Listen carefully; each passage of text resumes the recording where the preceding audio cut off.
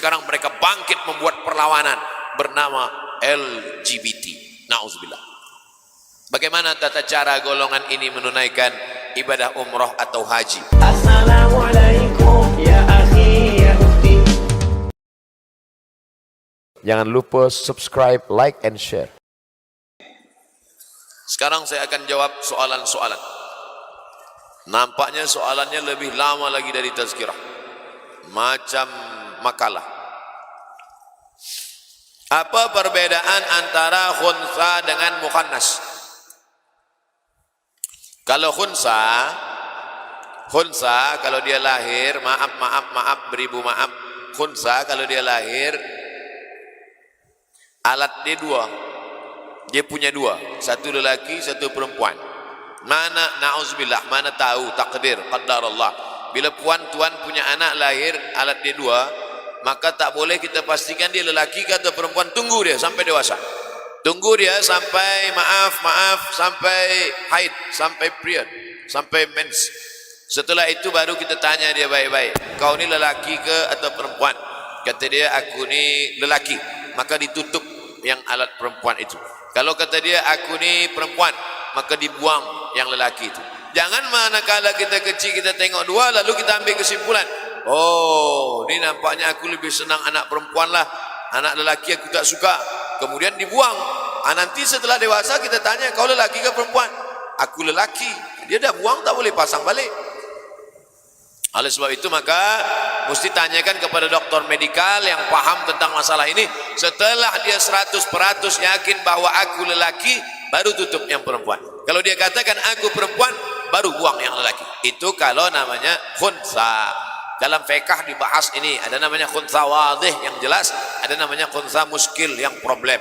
Sedangkan mukhannas dia lahir sebagai lelaki. Cuma satu, maaf, dia cuma ada zakar, lelaki. Tapi kemudian selepas dia remaja, dewasa, dia macam perempuan. Ini namanya mukhannas. Mukhannas ini sampai mati tetap lelaki. Kerana kaedahnya, man lahu zakarun fahuwa muzakkarun. Siapa yang punya zakar maka dia lelaki, walaupun dia melambai berjalan. Zaman Nabi ini sudah ada yang mukhannas, ini sudah ada zaman Nabi. Maka dibawalah seseorang menghadap Nabi. Mukhannas itu dia seperti perempuan. Zaman Nabi yang guna inai di tangan, di tapak tangan itu perempuan. Tiba-tiba ada seorang lelaki guna inai. Nabi tanya, ma balu hadzal rajul, kenapa dia ni pakai inai? Kata sahabat, dia ni mukhannas ya Rasulullah. Pergi bawa dia ke Naqi. Ada satu tempat khas, tempat sunyi, namanya Naqi. Naqi ini khas untuk tempat mukhannas. Dia tak boleh bercampur berkawan dengan orang banyak, sebab ini boleh menularkan kepada yang lain. Berapa banyak orang lama-lama berkawan, sebelum berkawan dengan mukhannas ni dia tegar, lelaki. Kemari. Tapi bila kawan, kemari. Oleh sebab itu, ini boleh menularkan penyakit. Dia ini penyakit. Ini orang sakit mesti disehatkan. Mesti dibawa polis dengan tentera situ, mengajarkan dia karate ke silat ke. Walaupun awal-awal tu dia nampak macam perempuan, tapi kita ada ni.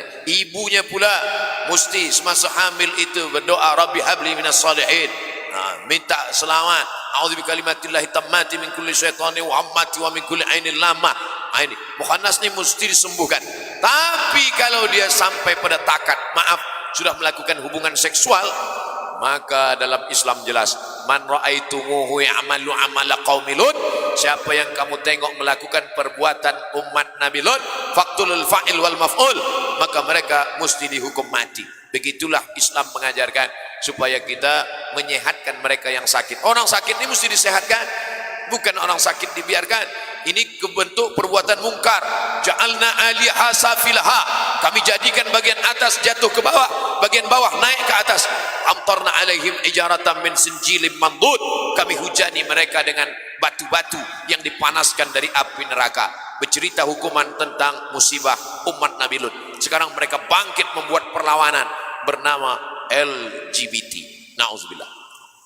Bagaimana tata cara golongan ini menunaikan ibadah umroh atau haji? Khunsa, kalau dia lelaki maka dia haji hukum lelaki. Kalau dia kata saya perempuan, maka dia ikut hukum haji umrah perempuan. Mukhannas seumur hidup tetap lelaki. Mukhannas tak ada lelaki, tak ada perempuan. Mukhannas yang lahir sebagai lelaki sampai mati dia tetap lelaki. Kalau dia sudah sempat operation, bertaubatlah kepada Allah Subhanahu wa taala. Balik ke jalan yang benar. Luruskan niat, baikkan diri. Kalau dia taubat dengan baik, taubatnya diterima Allah. Kerana Allah berfirman, innallaha la yaghfiru ayyushraka bihi. Allah hanya tak menerima dosa syirik, wa yaghfiru ma duna dzalika liman yasha. Mukhannas sampai mati tetap lelaki. Berapakah jarak? Ustaz, ini ada seseorang saya tak dapat pastikan apakah dia khunsa atau mukhannas.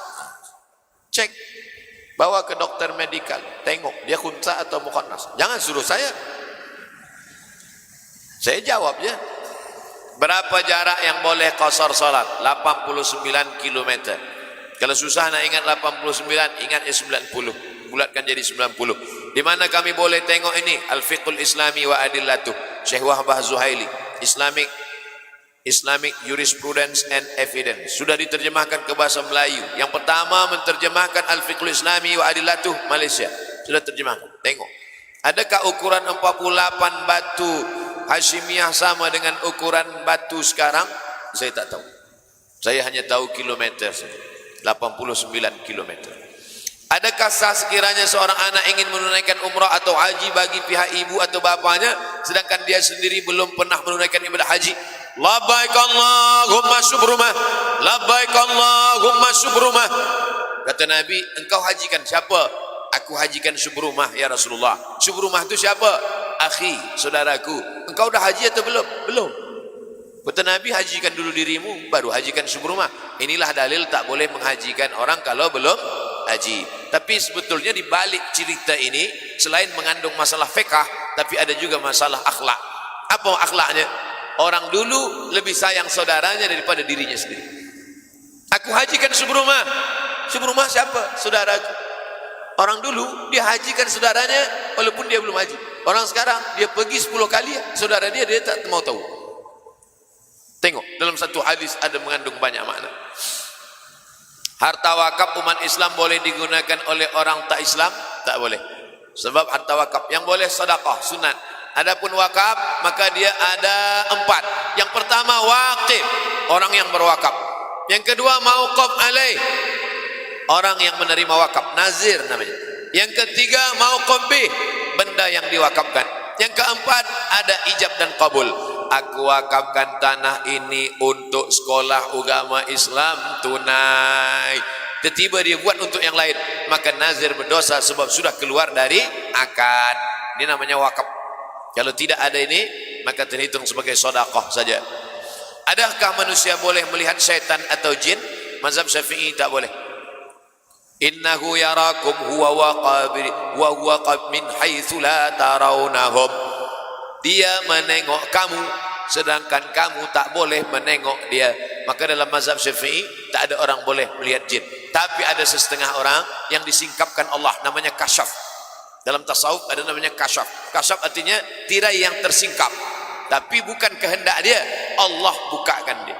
Allah bukakan, selepas itu nampak, habis itu hilang balik. Nah, bukan kehendak dia. Adapun bila ada orang mengatakan, aku tadi di rumah engkau, bila aku buka tengok ada ini, ada.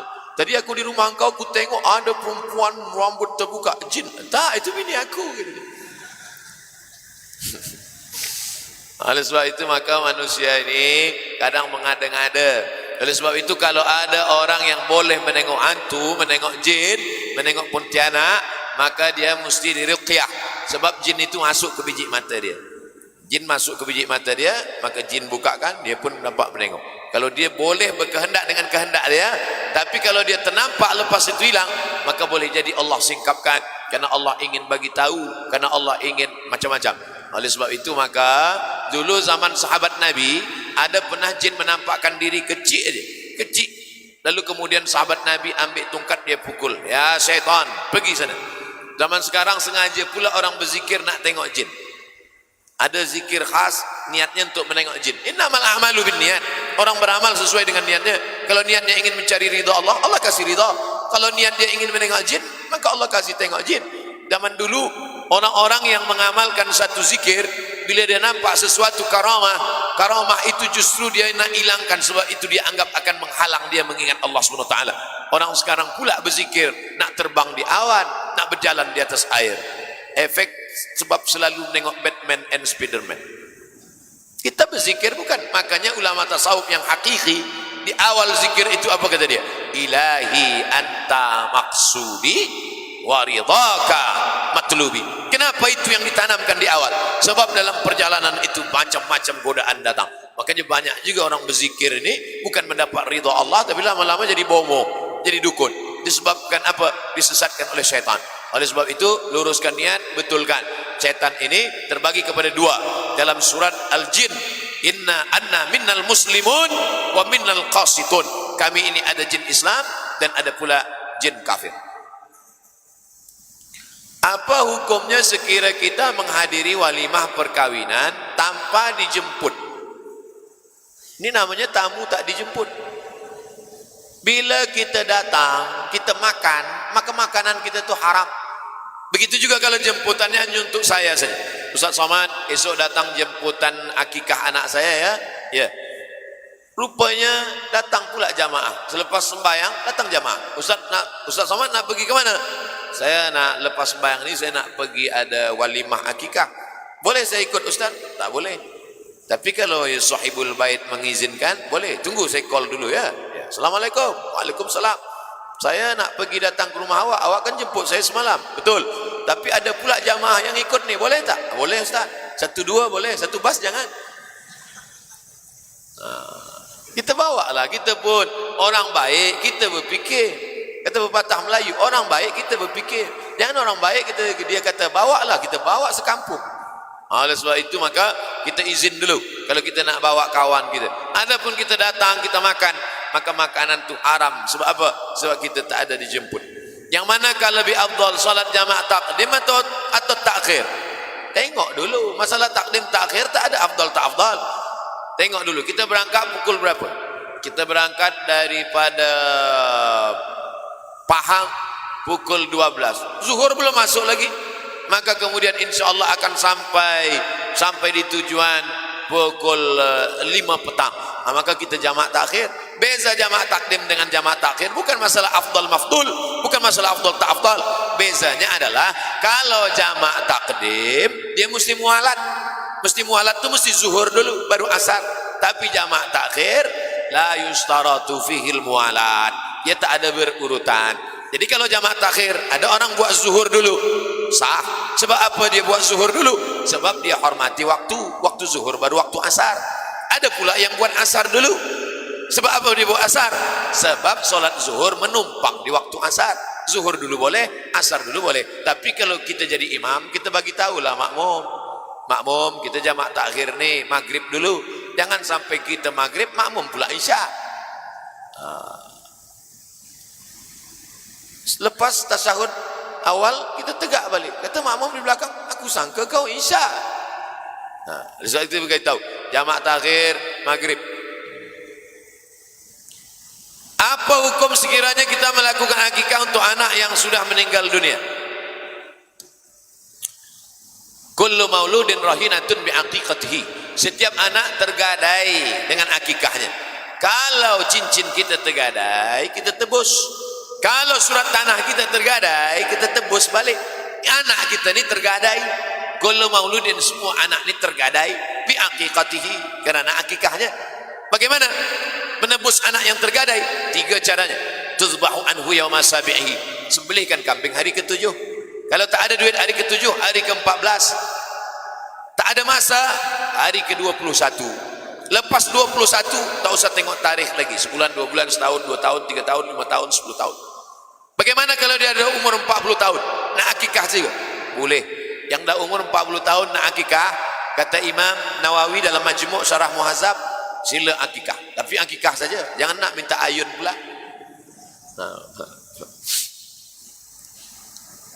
Tuzbahu anhu yauma sabihi. Sembelihkan kambing hari ke-7. Yuhlaqu, cukurkan rambutnya. Wa yusamma, kasih nama yang elok-elok. Seelok-elok nama mengikut Nabi. Ahmad, Muhammad, Toha, Yasin, Masya Allah.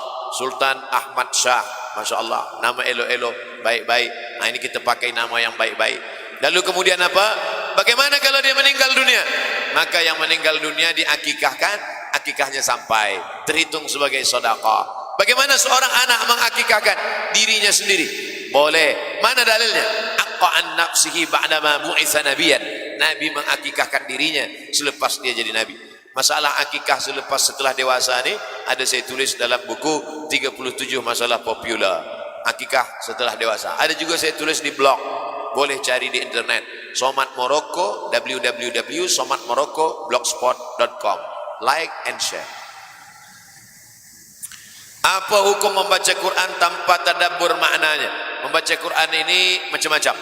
Bagaimana orang boleh khatam Quran? Kanal Imam Syafi'i yukhtimul Qur'ana fi Ramadan 60 khatamah. Menghatamkan Al-Quran 60 kali khatam. Siang sekhatam, malam sekhatam. 30 hari, 30 khatam siang, 30 khatam malam. 60 kali khatam. Itu bukan baca tadabbur, itu baca cepat khatam. Makanya ada ulama-ulama, Imam Malik bin Anas, kalau bulan Ramadan dia tutup kitab Muwatta, dia hanya menghatamkan Quran saja. Oleh sebab itu ada bacaan cepat nak kejar khatam, ada bacaan tadabbur. Ada pula sahabat yang menghatamkan surat Al-Baqarah 8 tahun. Nah, itu bacaan tadabbur. Nah, jadi kita ada dua. Nak baca tadabbur, baca pelan. Nak baca kejar khatam, maka kita baca cepat, karena yang ingin kita cepatkan adalah nak mencari khataman. Boleh tak kalau kita baca khatam, di waktu yang lain kita baca tadabbur, ya?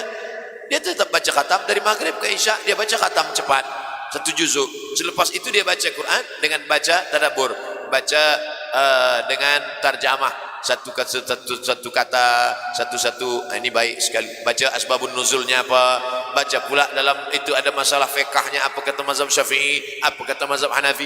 Baca tafsir Ibnu Katsir, baca Ibnu Katsir, sebab ini jauh daripada Israiliyat, tak ada riwayat-riwayat yang maudhu'. Baik sekali. Bolehkah membaca melakukan Quran semata-mata ingin mendapatkan habuan dunia? Riya namanya. Kalau dia baca seorang, dia baca cepat aja. Bismillahirrahmanirrahim. Subhanalladzi asra bi 'abdihi lailan minal masjidil haram. Tapi kalau depan orang banyak, Subhanalladzi, entah kemana-mana. Hilang pula tajwidnya. Iyyaka na'budu. Rusak tajwid. Memaksakan lagu masuk ke dalam ayat. Maka tak boleh. Sebab itu ada bayati, soba, sika, nahawan, jaharka, ras, hijaz, husaini. Tapi mestilah sesuai dengan tajwid, idgham, qalqalah, gunnah, bila gunnah. Belajar kepada yang kepakaran dalam bidang ini. Khairukum man ta'allamal Quran, man talaba ilman mimma yubtagha bihi wajhullah. Siapa yang menuntut ilmu yang mestinya mencari ridha Allah, tapi dia tuntut ilmu hanya ingin mencari dunia, maka kata Nabi, lam yajid irfan minal jannah. Dia tak akan mendapatkan bau surga. Nauzubillah. Mudah-mudahan kita ikhlas kerana Allah Subhanahu wa taala. Apa hukum memberi menjawab salam, berjabat tangan ketika khatib sedang khutbah? Assalamualaikum Tuan Haji. Waalaikumsalam. Idza qulta li sahibika ansit, kalau kau katakan kepada orang di sebelahmu ansit, diam, faqad laghauta, maka kau sudah melakukan perbuatan lagha. Wa man lagha fala jum'ata lah. Siapa yang melakukan perbuatan lagha maka tiada jum'ah baginya. Khatib boleh berbicara kepada jamaah. Mana hadisnya? Nabi berkata, datang seorang sahabat masuk ke dalam masjid, dia terus duduk. Kata Nabi, qum fasalli rak'ataini. Hei orang yang datang, tegak, solat sunat 2 rakaat. Itu dalil khatib boleh berbicara kepada jamaah. 2, jamaah boleh berbicara kepada khatib. Mana dalilnya? Nabi sedang khutbah. Manakala Nabi sedang khutbah di atas mimbar, datang sahabat orang Arab Badui di pintu. Ya Muhammad, halakatil amwal. Wahai Muhammad, harta kami dah hancur, lembu unta kami dah mati, kebun kami kering, doakan supaya turun hujan. Nabi angkat tangan. Apa kata Nabi? Aghisna, aghisna, aghisna. Turunkan hujan, turunkan hujan. Selepas khutbah Jumat, Nabi solat Jumat, sahabat balik basah tanah kota Al-Madinah. Bukan istisqa, tapi minta hujan dalam khutbah Jumat. Yang tak boleh itu berbicara antara sesama jamaah. Adapun datang mengucapkan salam, bermusafahah, maka tidak masuk dalam perbuatan lagha. Tapi selepas itu kalau dia bercerita, man la'ibal hasa, coba tengok ilatnya di situ adalah lagha, sia-sia. sedangkan salam tidak sia-sia. Tapi ketika dia berbicara lebih daripada hajat, maka masuk dalam perbuatan sia-sia. Tapi kalau ingin selamat sebetulnya adalah datang ke masjid cepat 5 saat. Siapa yang datang pada saat pertama seperti berkurban seekor lembu, siapa yang datang pada saat pertama seperti berkurban seekor unta, datang pada saat kedua seperti berkurban seekor lembu, datang saat ketiga seperti berkurban seekor kambing, datang saat keempat seperti berkurban seekor ayam, datang saat kelima seperti berkurban 1 telur ayam. Sekarang orang datang lambat, jangankan telur ayam, telur puyuh pun tak dapat. Na'udzubillah. Apa hukum wanita memakai seluar jeans?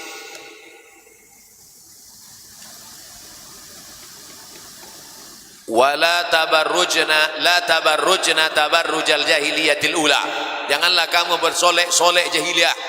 Bukan masalah kainnya, ini mesti diluruskan. Ada kain, nama kain ini jeans. Tapi kain ini dia buat baju panjang, dia buat hijab, dia buat baju panjang, baju kurung, maka tak masalah. Tapi yang dia maksudkan jin di sini adalah sempit.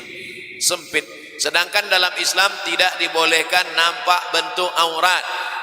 Ya ayuhan nabi, wahai Muhammad, qul li azwajika, katakan pada istrimu, wa banatika, anak perempuanmu, wa nisa'il mu'minin, perempuan yang beriman, yudnina alaihinna min jalabibihinna, hendaklah mereka memanjangkan. Bagaimana dulu perempuan ketika turun ayat ini, yang nampak hanya biji matanya saja, bahkan yang nampak itu hanya sebelah, dia tutup mata sebelah. Keluar mereka dari masjid, kata Aisyah, yasturna, mereka tutup badan mereka, bimurutihinna, dengan kain panjang, sehingga orang tak kenal, tak nampak. Oleh sebab itu maka menutup aurat. Alhamdulillah di negeri Melayu, di Malaysia, khasnya lagi di Pahang, perempuan-perempuan menutup aurat. Kita ajarkan anak-anak kita menutup aurat, kainnya mustilah lapang dan tidak sempit, tidak pula nampak transparan, maka insya Allah akan selamat daripada fitnah akhir zaman. Amin ya rabbal alamin. Adakah sah solat seseorang jika sekiranya kucing bermain-main di kaki dia? Kucing termasuk binatang yang disebut dengan tawafun. Tawafun diambil dari kata tawaf. Tawaf artinya lalu lalang. Orang yang tawaf berkeliling. Binatang ini sebab tawafin, binatang yang lalu lalang. Ada air minum dijilat oleh kucing, maka boleh diminum airnya, dia tidak najis. Makanya di dalam Islam binatang ini. Tapi ketika dia kucing ini sakit perut pula, kucing mestinya makan nasi, dia makan durian, sakit perut, ada najis, kemudian kita sedang sembahyang, najis yang di badan itu mengena dan kita tahu pasti, maka batal. Sebab apa? Sebab najisnya. Adapun dia lalu, adapun dia ini, maka kalau dia suci, dia bersih, jangankan bulunya itu, sedangkan air liurnya pun masuk ke dalam tempat air minum, tidak merosakkan air minum. Beza dengan anjing. Idza walagal kalbu fi ina'i ahadikum, kalau ada anjing menjulurkan lidahnya ke tempat air minum kamu, fa ahriquha, maka kamu buang semua airnya, lalu kemudian bekas itu disama dengan 7 kali air tanah yang baki dengan air yang suci. Nah, begitulah Allah mengajarkan kita mana yang boleh, mana yang tak boleh, mana yang najis, mana yang tidak. Adakah orang kecacatan akal boleh mewarisi harta? Adakah bahagian pewarisannya sama dengan orang yang normal? Ya. Lidzakari mithlu 'adhil unsayain. Anak lelaki dapat 2 kali bagian anak perempuan. Tidak disebutkan di situ. Lidzakaril aqili, tak ada ikatan, baik dalam Quran maupun dalam hadis Nabi. Bagi anak yang berakal saja yang dapat, yang tak berakal tak dapat, tak ada. Anak berakal, yang tak berakal tetap dapat. Tapi yang tak berakal ini mesti dipegang oleh wali. Yang mentasarrufkan hartanya adalah wali. Fasultanu waliyun man la waliya laha. Perempuan yang tak ada wali, maka sultan menjadi walinya. Orang yang berakal menjadi walinya. Maka kalau ada anak yang kurang akal, belum akil balik, maka mesti ada wasi namanya. Wasi yang memegang wasiat. Nanti bila dia ada akil balik, dibagi. Adapun yang kekurangan akal, maka sampai hari akhir dia diaturkan. Kalau tidak, dia akan ditipu oleh orang yang berakal. Ini begitulah Islam mengajarkan kita. Adakah roh orang yang sudah mati boleh mengganggu dan memudaratkan orang yang masih hidup? Bila nanti Abdul Somad sudah balik ke Riau, tiba-tiba dapat berita Abdul Somad meninggal dunia.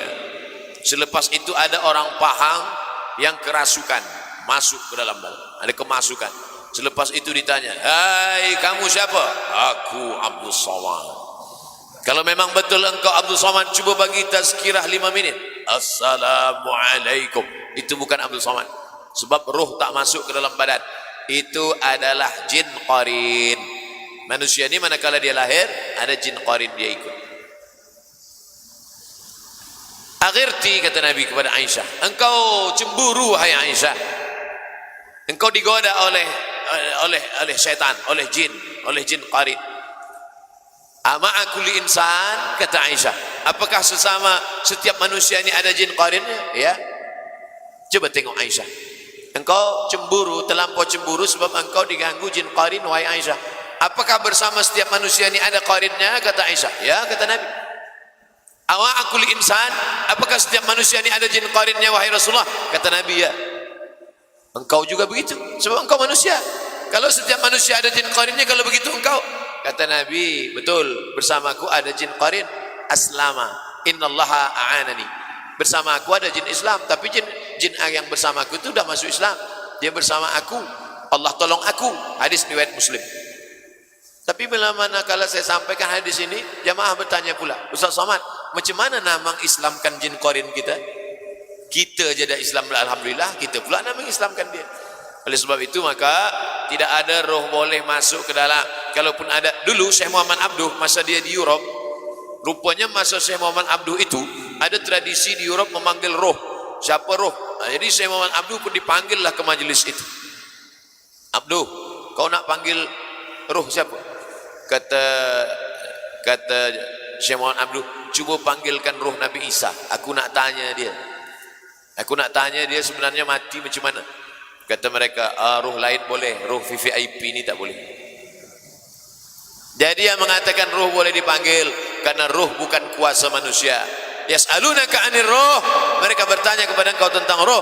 "Qulir roh min amri rabbi," katakanlah roh urusan Allah Subhanahu wa taala.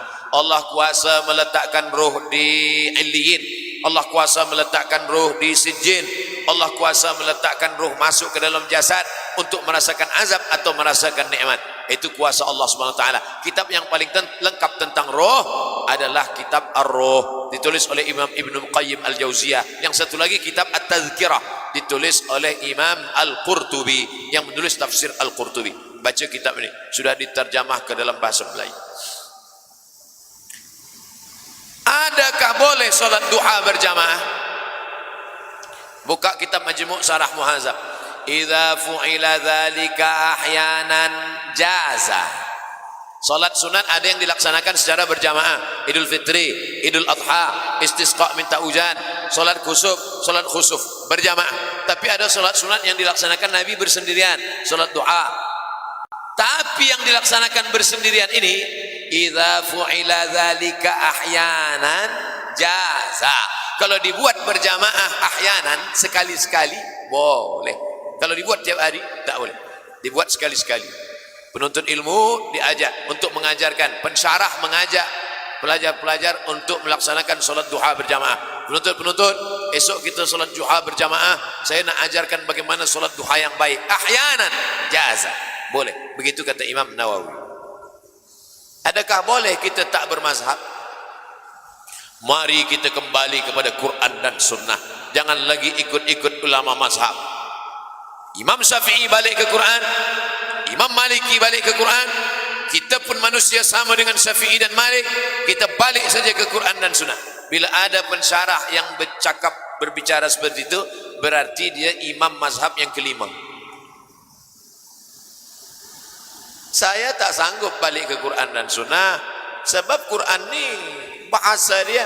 Imam Syafi'i belajar bahasa Arab berapa lama? Belajar bahasa Arab di Bani Hudzail 20 sanah, 20 tahun baru boleh dia memahami.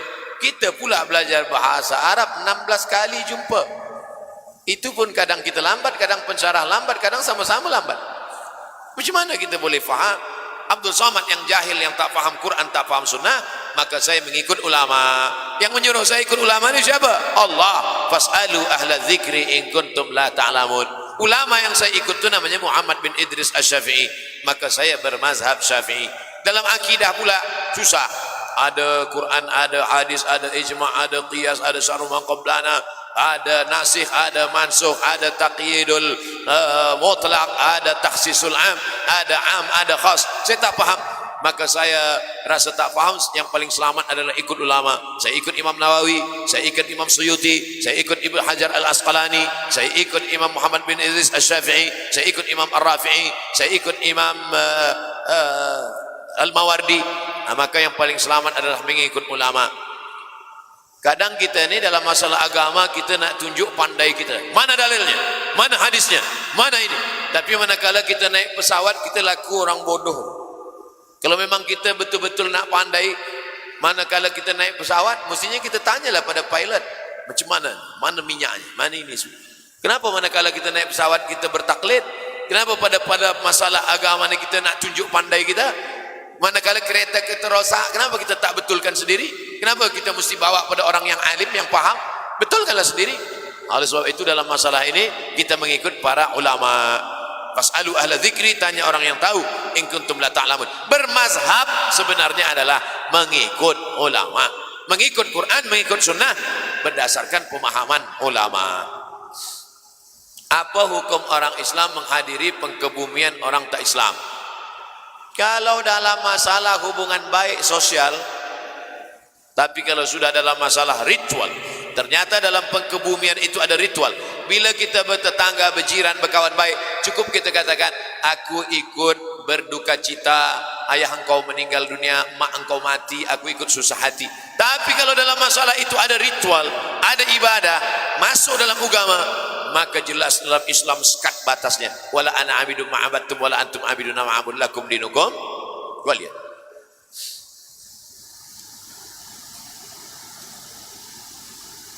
Tak habis-habis.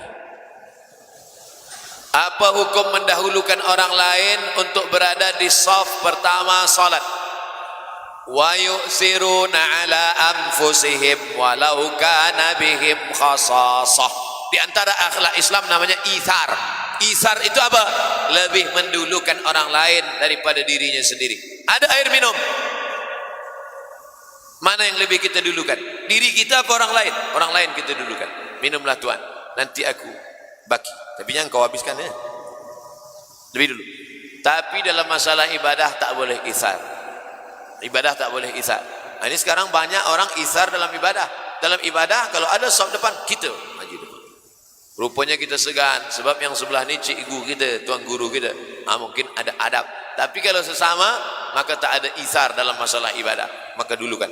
Karena ibadah ini adalah afdal. Kita cari afdal. Dalam ithar ini hanya dalam masalah akhlak, dalam masalah makan. Sahabat Nabi dulu, bila ada makanan, dia bagi ke satu, dia bagi satu, dia bagi satu, dia bagi satu. Berpusing makanan berputar, berpusing makanan itu hingga sampai pada yang pertama, baru dia makan. Begitu. Orang sekarang tak, makanan habis. Masalah sop baru dia bagi kita. Awak majulah, maju. Masalah sop, makanya kalau hari Jumaat nampak sop kosong, terus saja kita maju. Terus saja. Begitu dalam kitab Syarah Riyadhus Shalihin. Baca Syarah Riyadhus Shalihin tentang masalah itsar. Apa hukum memutihkan kulit? Orang putih, orang Europe datang ke pantai kita nak menghitamkan kulit. Kita dah hitam pula nak putih. Memanglah manusia ini. Hadis riwayat Abdullah bin Mas'ud radhiyallahu anhu, la'anallahu al-washimat wal mutashimat wal mutanammisat wal mutafallijat wal mughayyirat lil husni. Allah melaknat al-washimat, tukang buat tato, wal mutashimat, minta buatkan tato, wal mutanammisat, mencabut, mencukur, membuang, wal mutafallijat, mengubah-ubah gigi, wal mughayyirat, merubah lil husni, untuk cantik-cantik. Sebenarnya yang mengatakan cantik ini bukan orang lain, setan. Kalau kau ubah kau cantik, kalau kau ubah kau cantik, kalau naikkan ke atas kau cantik, kalau kau buat gini kau cantik, kalau naik ke cantik. Sebenarnya dia saja merasa cantik. Orang menengok dia takut. Berapa banyak orang yang operation ini, dia rasa cantik, kita tengok takut. Kita pula tengok takut. Oleh sebab itu maka Ini sebenarnya kerja-kerja setan saja. Oleh sebab itu kita yakinkan diri bahwa kita sebenarnya bersyukur nikmat Allah Subhanahu wa taala. Dengan menggunakan makanan tambahan mengandungi merkuri atau memakai krim, adakah ini merupakan salah satu merubah ciptaan Allah yang sudah baik? Maka nanti dia akan terus, kita buat putih dia ingin lebih putih, dia buat ini akan ini. Tapi kalau penyakit mudarat, darul mafasid muqaddam ala jalbil masalih, menolak mudarat lebih utama. Tapi yang sudah ada, tidak ada nikmat yang lebih besar daripada mensyukuri nikmat Allah yang sudah ada. Saya, andai ada orang nak bagi saya makan, Ustaz minum ini, Ustaz lebih putih, biarlah aku macam ini saja. Sebab nanti kalau saya lebih putih, lebih handsome, tak apa-apa jadi pula. Kita syukur saja kepada Allah Subhanahu wa taala. Apa hukum menderma darah kepada orang tak Islam? Kita disuruh menolong orang. Kita kalau tolong orang, kita tak tanya agama dia. Kita pergi ke hutan. Di dalam hutan itu ada perigi buta. Rupanya ada orang buta, maaf, dia tak nampak jalan. Dia dah nak tenggelam. Sikit lagi kaki dia dah masuk. Nak masuk kaki dia, apa kita tanya? Kau Islam apa tak Islam? Kalau Islam aku tolong, kalau tak Islam matilah kau. Tak ada. Kita tolong orang, dia dah nak mati. Satu-satunya yang boleh menolong dia adalah darah. Doktor dah bagi tahu, siapa boleh bagi darah? Siapa boleh bagi darah? Kita tanya dulu. Kalau dia Islam aku tolong, kalau tak Islam matilah dia. Berapa banyak orang masuk Islam kerana kebaikan hati kita. Selama ni aku susah tak ada orang tolong, tapi manakala engkau tolong, saksikanlah wahai brother, asyhadu an la ilaha illallah wa asyhadu anna Muhammadan Rasulullah. Tapi kalau dah jelas dia musuh Allah, dia zalim, dia aniaya,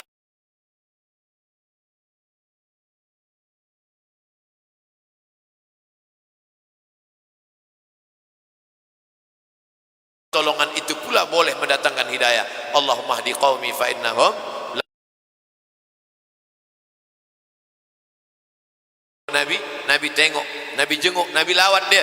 Manakala itu dia dah sadar. Apa kata dia? Selama ini aku sihat, banyak orang tolong aku, banyak aku berkawan. Tapi manakala sakit, engkau lah yang datang. Saksikanlah ya Muhammad, asyhadu an la ilaha illallah wa asyhadu anna Muhammadan Rasulullah. Adakah benar wanita yang dalam haid haram berwudu? Perempuan dalam keadaan berhaid boleh berzikir. Perempuan dalam keadaan haid tidak boleh baca Quran, tidak boleh pegang Quran, tidak boleh bawa Quran, tidak boleh tawaf, tidak boleh iktikaf dalam masjid, tidak boleh salat, tidak boleh puasa. Adapun dia berzikir, boleh. Adapun dia melaksanakan kebaikan, boleh. Masalah berwudu, bila ada setengah mengatakan tak boleh, maka ada ulama mengatakan boleh tentang masalah berwudu, berzikir. Biar dia biasa baca maksurat. Yang biasa baca maksurat, baca doanya saja. A'udzubikalimatillahi tammati min kulli syaitani wa hamati min kulli lama. Bismillahirrahmanirrahim. La yadurru ma'asmi syai'un fil ardi wala fis sama. Adapun yang ayat-ayat jangan dia baca. Tapi mazhab Maliki membolehkan perempuan yang mengulang bacaan Quran dengan syarat an zahri qalbin, dalam hati. Ada perempuan hafaz Quran, dia nak ulang hafalan dia. Bila tak ulang nanti hafazan dia hilang. Selama 7 hari dia tak buka Quran, maka dia diam saja. Bila nampak nanti ada perempuan, diam aja. Itu maknanya dia sedang ulang hafazan dia. Bila dia hafaz, bila tak hafaz diam, kita tak tahulah kenapa dia diam. 2, guru, cikgu yang ajarkan Quran di kelas, dia boleh baca Quran dengan baca dia potong-potong. Ya ayyuha alladzina amanu kutiba, boleh dia baca potong-potong sebab dia cikgu darurat. Apa hukum menjual alat soleh?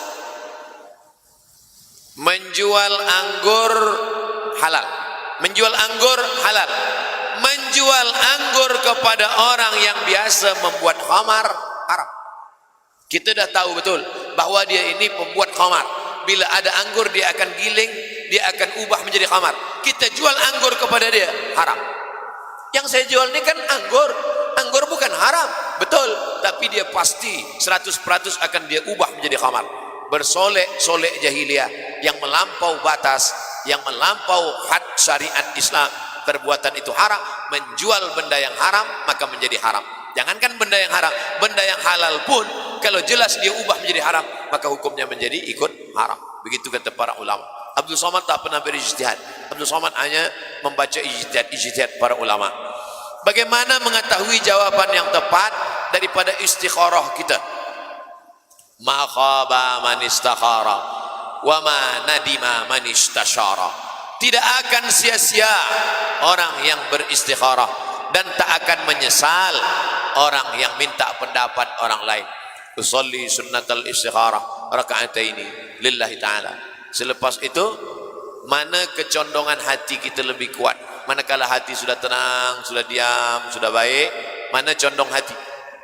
Saya ni nak nikah Ustaz, ada dua, satu Aisyah, satu Fatimah. Istikharah, mana nampak? Dua-dua nampak. Ulang balik, mana yang lebih kuat? Istikharah hanya pada yang halal dengan yang halal. Istikharah hanya pada yang rajih, hanya pada yang baik dan yang baik. Adapun pada yang haram tak ada istikharah. Ni aku nak istikharah ni Ustaz, nak guna dadah atau tidak? Mana boleh? Kalau sudah haram tak ada istikharah, jelas batil. La talbisul haqqa bil batil. Tenangkan hati, macam orang mengacau kopi, tenangkan dia. Selepas tenang tu baru dapat dirasa, barulah nampak mana ampas, mana air, mana manis, mana tidak. Tenangkan, selepas tu baru dia datang. Minta pendapat orang baik. Fas'alu ahla dzikri, tanya orang yang paham bila tak paham. Yang saya jawabkan tadi ada ikhtilaf-ikhtilaf. Yang tak ada ikhtilaf ni, ini tak ada ikhtilaf. Apa dia? Kutipan derma. Derma ni tak ada ikhtilaf. Siapa yang menderma, maka dia akan dapat di hadapan Allah Subhanahu wa taala. Idza matal insan, hadis riwayat Muslim, kalau manusia sudah mati, inqata'a, putus. Tapi ada yang tak putus, shadaqatun jariyah. Oleh sebab itu yang apa yang ada pada tangan kita ini akan habis, akan hampa, akan binasa. Berharap kepada harta akan kecewa, berharap kepada manusia akan binasa. Satu-satunya harapan hanyalah amal soleh, dan amal soleh yang akan kekal abadi adalah ibadah harta. Maka galakkan derma untuk menolong agama Allah Subhanahu wa ta'ala. Bolehkah menggunakan unsur haiwan yang tak boleh dimakan selain anjing dan babi untuk tujuan kosmetik? Maka binatang yang tak boleh dimakan seperti kucing, binatang yang tak boleh dimakan seperti haiwan-haiwan yang lain tak boleh dia dimakan, tapi dia tetap boleh kita sentuh. Maka binatang-binatang ini bukan hanya setakat makan saja, maka menggunakannya tentang masalah kulit haiwan misalnya, kulit binatang yang tak boleh dimakan, kemudian disamak. Maka setelah disamak, ikhtilaf ulama tentang masalah kulit binatang ini kepada tiga. Yang pertama tentang anjing dan khinzir, sepakat semuanya tak boleh. Yang kedua tentang binatang yang boleh dimakan seperti kambing, kulitnya bila sudah disamak maka boleh dipakai. Sedangkan yang ketiga adalah binatang yang tak boleh. Di Sudan ada, saya ambil gambar dengan kulit kura-kura, dengan kulit ular, dengan kulit buaya. Di Sudan, orang Sudan gunakan kulit ular sawah tu sebagai kasut. Saya tengok kulit ular sawah sebagai kasut. Kita mana boleh? Mazhab Syafi'i. Rupanya mazhab Maliki membolehkan.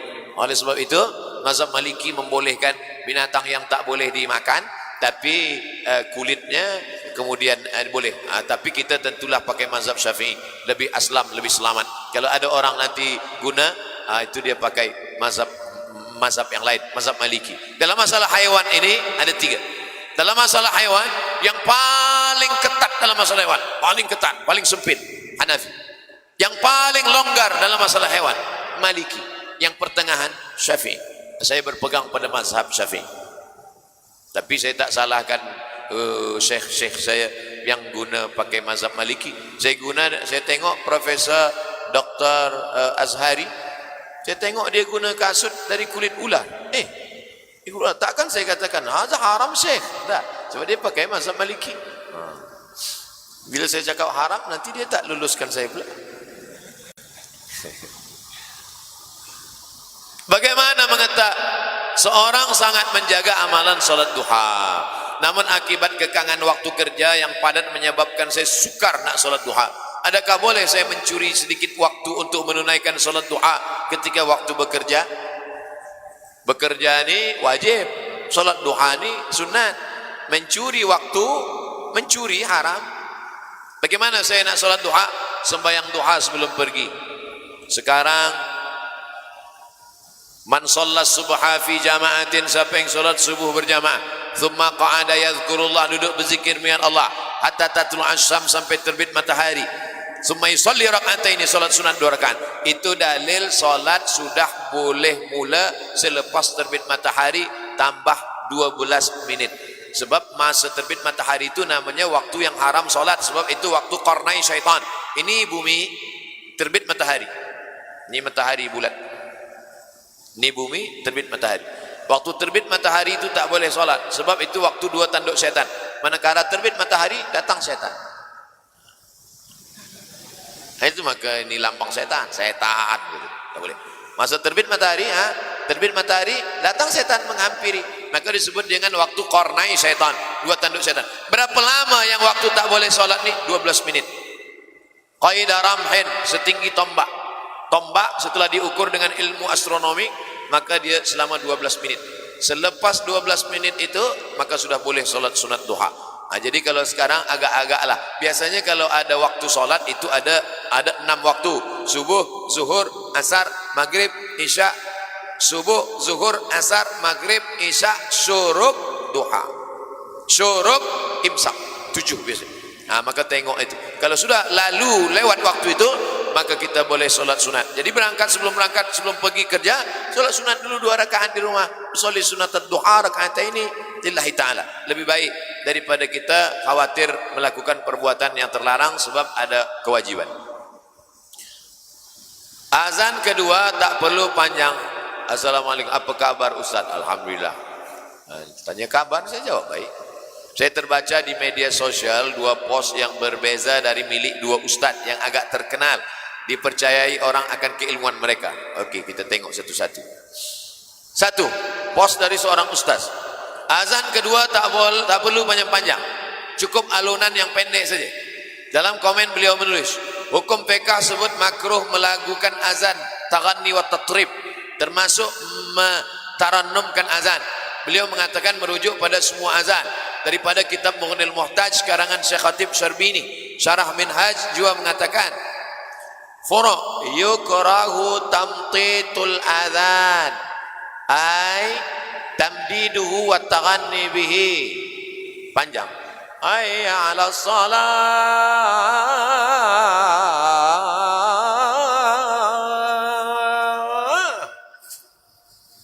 Tapi sudah kebiasaannya di banyak penjuru dunia, sama di Nusantara, di Haramain Turki lain, melakukan azan yang bermacam-macam taranum. Bolehkah Ustaz menjelaskan hal ini kepada kami? Post yang kedua dari Ustaz lain, terdapat hadis man taf'ala tijahal qiblah ja'a yaumal qiyamati baina ainaihi wa qad jazama an-Nawawi bil man'i fi kulli alatin dakhil as-salah wa kharijaha sawa'un kana fil masjid am ghairi.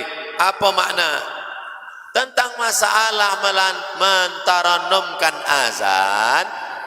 Ada had urf itu makna urf sudah lazim am. Azan di Masjidil Haram, azan di Turki, azan di tempat Melayu. Yang tidak boleh kata Imam Khatib Syarbini ini yang melampau daripada urf, yang melampau. Panjang tak tentu arah. Di Mesir, bukan ulama-ulama Azhar itu tak faham fiqh Syafi'i Khatib Syarbini. Mana mufti Syekh Ali Jum'ah, mufti mazhab Syafi'i, Khatib Syarbini mazhab Syafi'i. Tak ada fatwa dia yang mengharamkan azan Syekh Mustafa Ismail, azan Syekh Abdul Samad Abdul Basit Abdul Samad. Oleh sebab itu yang tak boleh itu melampau lebih daripada urf luang. Oleh sebab itu azan yang ada di bumi Melayu masih lagi ada pada standar yang ada kita dengar di Masjidil Haram, di Masjid Nabawi. Oh, Masjid Haram, Masjid Nabawi tak boleh pakai sebab mazhab Hambali. Mesir mazhab Syafi'i. Oleh sebab itu azan yang ada sekarang ni tetap kita kekalkan dengan lagu-lagunya yang baik, sebab dengan lagu itu membangkitkan semangat kita. Sebab azan ni bila tak ada tatrib sama sekali, bagaimana azan tak ada tatrib sama sekali atau pendek-pendek saja, Allahu Akbar, Allahu Akbar, bangkit semangat ketika manakala mendengar azan. Ada kenikmatan telinga. Walaqad zayyana as-samaa'a ad-dunya bi zinatinil kawakib, kami hiasi dunia dengan bintang ke bintang. Apa kata Syekh Yusuf Qardawi dalam kitab Fiqhul Ghina wal Musiqa, Fiqhul Musiqa wal Ghina? Kalau mata suka menengok hiasan-hiasan, maka telinga pun juga senang mendengarkan hiasan-hiasan. Laisa minna man lam yataghanna bil Quran.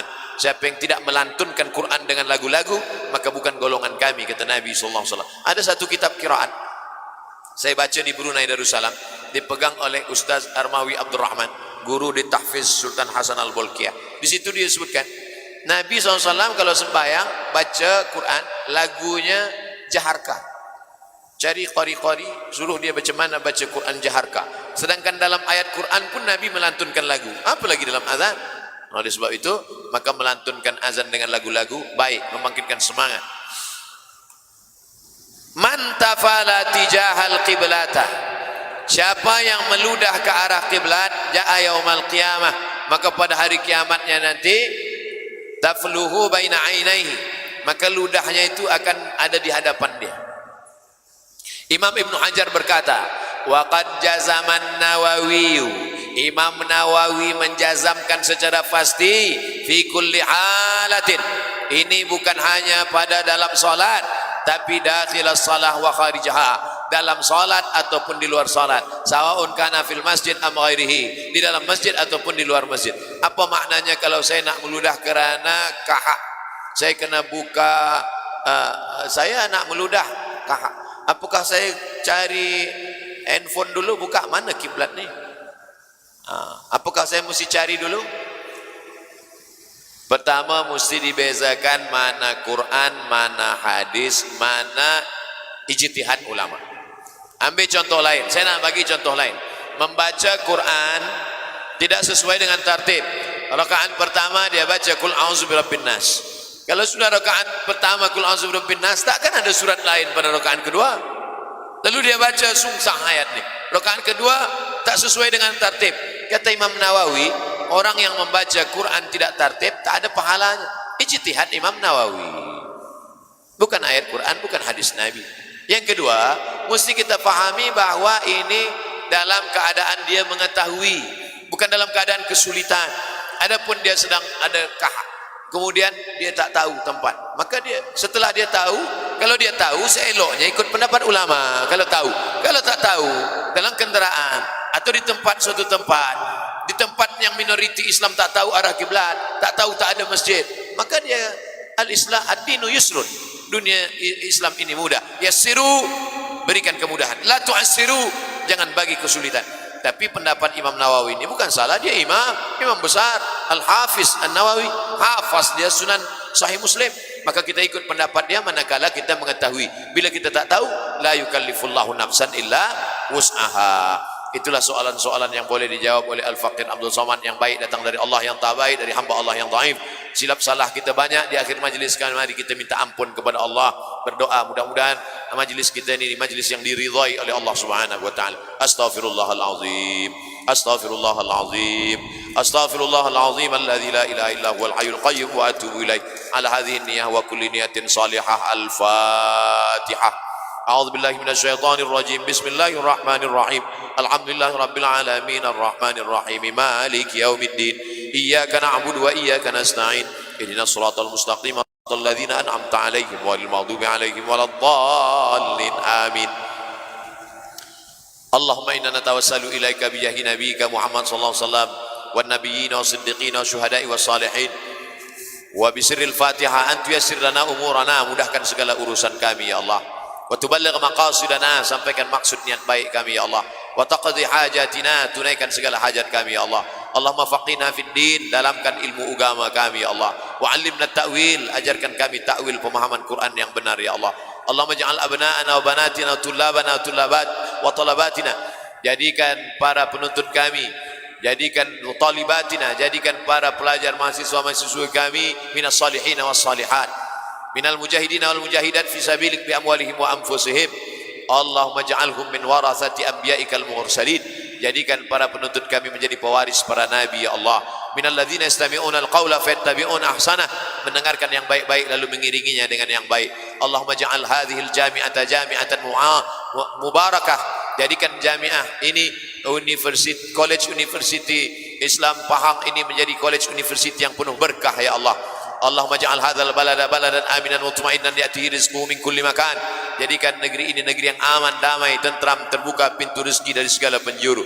Allahumma inna nas'aluka salamatan fid din berikan kami keselamatan dalam agama, wa afiatan fil jasad, kesehatan afiah dalam badan, wa ziyadatan fil ilmi, tambahkan ilmu pengetahuan yang benar, wa barakatan fil rizqi, berikan berkah pada rezeki, wa taubatan qabla al maut, wa rahmatan indal maut, wa maghfiratan ba'dal maut. Allahumma hawwin alaina fi sakaratil maut wan najata minan nar wal 'afwa 'indal hisab. ربنا اغفر لنا ذنوبنا ولوالدينا وارحمهما ولمشايخنا وارحمهما كما ربياني صغيرا. ربنا اغفر لنا ذنوبنا ولآبائنا ولأمهاتنا ولأزواجنا ولأولادنا ولمن حضرنا ولمن غاب عنا ولإخواننا الذين سبقونا بالإيمان ولا تجعل في قلوبنا غلا للذين آمنوا ربنا إنك رؤوف رحيم. ربنا آتنا في الدنيا حسنة وفي الآخرة حسنة وقنا عذاب النار. وصلى الله على سيدنا ومولانا محمد وعلى آله وصحبه وسلم والحمد لله رب العالمين. تقبل الله منكم minna wa minkum taqabbal ya karim. Terima kasih segala perhatian, mohon maaf segala kesilapan dan kekhilafan. 2 jam kita bersama, mudah-mudahan 2 jam ini menjadi amal soleh insyaallah. Wassalamualaikum warahmatullahi wabarakatuh. Waalaikumsalam warahmatullahi wabarakatuh. Allahu Akbar. Terima kasih. Assalamualaikum ya akhi ya ukhti. Jangan lupa subscribe, like, and share.